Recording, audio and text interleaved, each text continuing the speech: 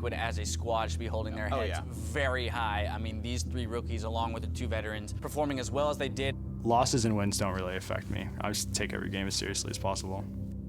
Immortals tilted after realizing they had misread the meta and trusted in their strengths, which were relics of the previous patches. This needs to be a wake-up call. Right now, like, our team's pretty down, but like we're just gonna try to work on for the 3rd place.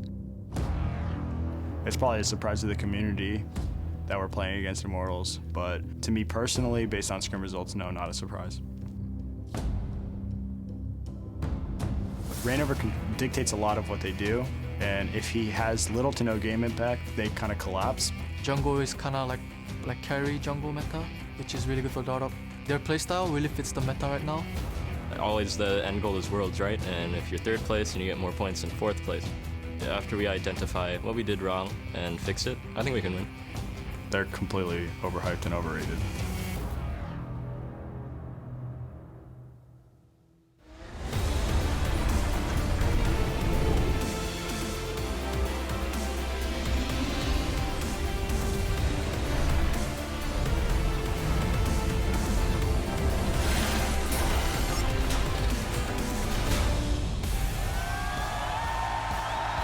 Welcome, ladies and gentlemen, to Championship Weekend of the North American LCS Spring Split. We're coming to you live from the Mandalay Bay Event Center on the Las Vegas Strip, where fans have packed the arena to cheer on our finalists in their quest for victory. As you can see, there's no shortage of hype in the building, and quite a sweet setup as we are in the round yet again. Earlier in the day, though, fans gathered to show their support for today's teams. Again, lots of energy in the building. Immortals arrived earlier to the venue to prep for their match, walking down the tunnel backstage. And they're going to be going up against Liquid, who entered the arena a short time ago to run through their pre-game checks. Now the players are just about ready. They've done all the checks and preps that they can do, and we're excited to see what they'll bring to the Rift. Thank you for joining us on this epic occasion. I'm James Dash Patterson, and joining me on the analyst desk for this 3rd place match is Joshua Jat Leesman in the center, Sam Kobe Hartman Kensler right to my left, and David Freak Turley down at the end. Gentlemen, how's Vegas been treating you so far? Great.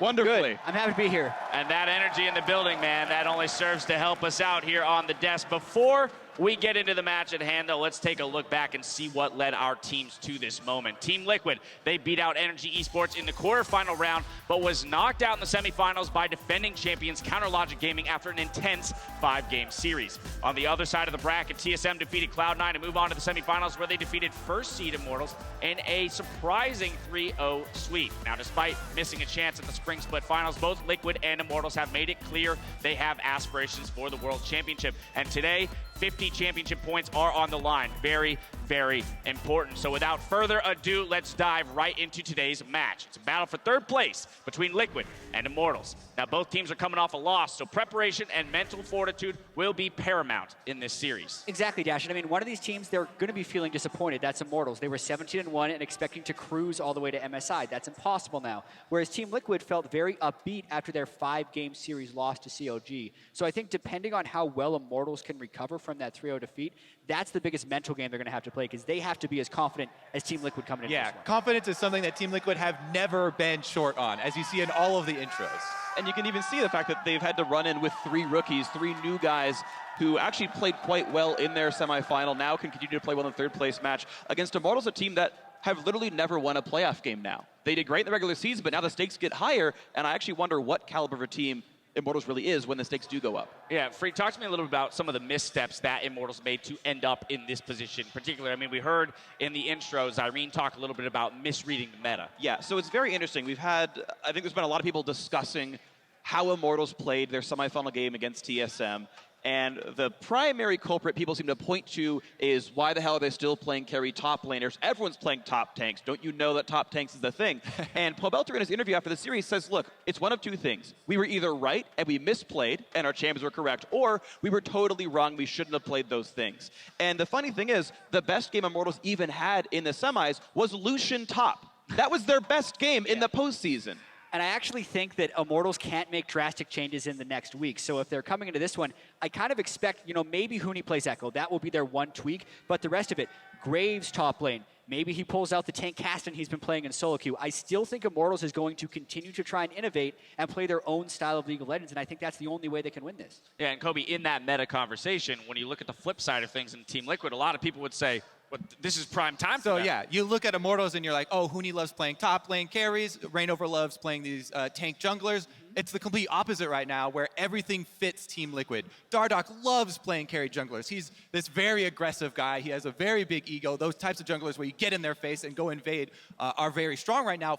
Fits him perfectly. I just think the team comp that is overall really strong in the meta right now, where you just build a very standard team fight of your main tank in the top lane, your off tank as a support, consistent damage dealers from your mid and AD carry. Those are the role players that Team Liquid have. They have the perfect players for this. With Phoenix and Piglet both having great lane numbers as well as DPS numbers for their team fights. And then Lorlo, even though everyone's going to point to this top lane matchup and say the biggest advantage for Immortals is Huni in the top lane over Lorlo, as his regular season numbers were not very good, he spent all of his time focused on training top lane tanks. And since top lane tank champions and itemization are both very efficient right now, that can even out a lot of that imbalance. Works out really well for them as far as patches go. We just saw a lot of tank play over in Europe. We'll Everywhere, see. really. Yeah, exactly. And it's true. Across all regions, but that Echo, the Maokai, the Poppy, the Trundle, all going to be interesting to see how those fall in the meta through this champion select. Now, outside of the top lane, though, I want to talk about some other matchups that could be interesting to consider between these two teams. Let's start in the bot lane. Two of the best performing ADCs through the spring split going up against each other here. And it's funny because these two players, their stat lines look almost identical. Okay, KD is up by 1, but the rest of these are within a couple percentage of each other. And what's funny is Piglet did this with a team that lost a hell of a lot more games, right? It's so easy to be an AD carry on a 17-1 team. If you don't lose, you're the safe guy in the backline getting all the damage. And if you looked at other stats like total kills or total like damage per second, it would be higher for Turtle. But Piglet's still putting up very comparable numbers despite being on a more losing team. And that really highlights my point about the consistent DPS backline for this team. Piglet is all about positioning, and he doesn't take those big risks, so you're not going to lose that damage early on in your team fight. And that's the big difference in this matchup, right? Like, Wild Turtle's going to be the one that takes a lot more risks, so to speak. You would almost expect Wild Turtle would be more likely to stand in front of two people teleporting towards him. But at the same time, that was a crazy play, and that's why Team Liquid is in this series, is because Piglet stood in front of the double teleport. But matchup specifically wise, I do give the edge to Piglet here because of the numbers thing Freak mentioned and because he's just so goddamn consistent. All right, let's flip to the other side of that meta conversation coin. Let's go to the jungle. Rumble in the jungle, where we've got the spring split MVP in Reignover going up against the rookie of the split in Dardoch. So, I mean, there's a lot riding on this match. Oh, yeah. And I love this jungle matchup because they're so different as junglers, but they have both had a lot of success. Reignover, as I said, loves these tank champions. He always has. And you can see this by when people really focus the junglers in picks and bans in the draft phase. What comes out from Reignover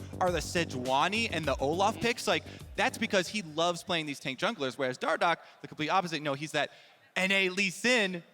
Very, very clean execution, though, on his aggressive jungler. Yeah, and I think right now the confidence would be in the side of Dardoch, right? Coming in his rookie split, he really looked up to Reignover. The first time he played him in the LCS, he got smashed by Reignover. But now we look at what happened in the semifinals, and Reignover's team Immortals banned Kindred all 3 games against Team Solomid. Dardoch can play that. Will Reignover's champion pool and comfort match his inherent skill? Because it's that inherent game of catch-up, or whether Reignover just goes and plays his core champions, even though they might not be optimal. All right, well, as we approach the apex of the spring split, we want to look back at some of the incredible moments of the 2016 season so far. Memories are made from unforgettable victories, and sometimes it's just a flashy play. But what we're looking for today are those moments with the greatest impact. Tweet us at LOL Esports with your favorite game-changing moment, and we'll check out your responses and review some of your choices at the end of the show. Now it's time to head over to the caster desk, though, and get this series underway. As we go, Dardoch shares what he expects from Immortals in this series.